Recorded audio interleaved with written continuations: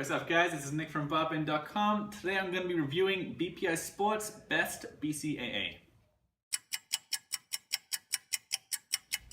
So BPI Sports is based in Hollywood, Florida, and they're pretty well known for their inexpensive protein powder and their protein bars. But they've got like a really wide variety of different supplements that you can choose from on their site, including like ketogenic diet support and a lot of different pre-workouts, and even a few different amino acid supplements. But this here is their branched chain amino acid supplement.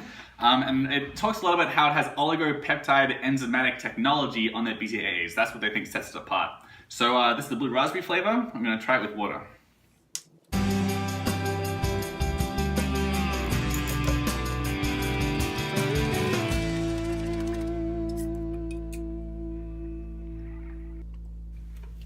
Yep, it's pretty standard raspberry flavor, just like raspberry candy. I will say that it's not anywhere near as sour or sweet as a lot of the competitors. I was honestly, because it contains malic acid and citric acid, which normally produces like a very kind of sour flavor. This isn't there, so it's like definitely one of the milder BCAA supplements that I've tried. So let's check out the nutrition and the ingredients. There's actually no calorie information on this, so I'm not sure how many calories it has.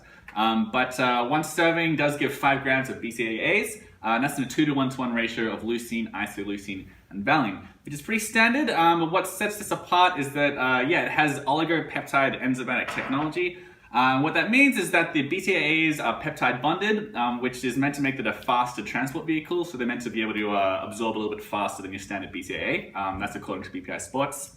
That's the big emphasis on this. After the BCAAs, you get a CLA matrix. So this is the powder it's powdered safflower oil, avocado oil, and coconut oil. So CLA is a type of fat. It's linked to, in some studies, improved fat loss in patients, but the results are pretty mixed, and it's usually used in doses of like 3 to 6 grams. It's just 1 gram of it here, so I'm not sure how effective it'll be. After that, you have the agmatine. So agmatine is a metabolite of arginine, and it's usually used when they're in workout supplements. It's intended as like a blood flow. It's meant to increase blood flow and give a bit of a pump. It's like a vasodilator. And it may also have some mood benefits as well. Over the long term, it may help improve mental health and reduce the odds of Alzheimer's and things like that. After that, so that's everything. Those are the main ingredients. Then in the other ingredients section, there's a whole bunch of different acids and compounds and waxes that are meant to, those are what's used in the oligopeptide enzymatic technology. I'm not going to mention all of those. After that, there's maltodextrin, that's a sweetener, citric acid, natural and artificial flavors, and malic acid. Those are all used to flavor the product. Silica, there's a fiber blend of cellulose gum, xanthan gum, and carrageenan gum. That's like thickeners and stabilizers. You get sucralose, it's also called Splenda, it's not an artificial sweetener. Acesulfame K, also called acesulfame potassium, that's another artificial sweetener. And finally, you get blue food dye number 1.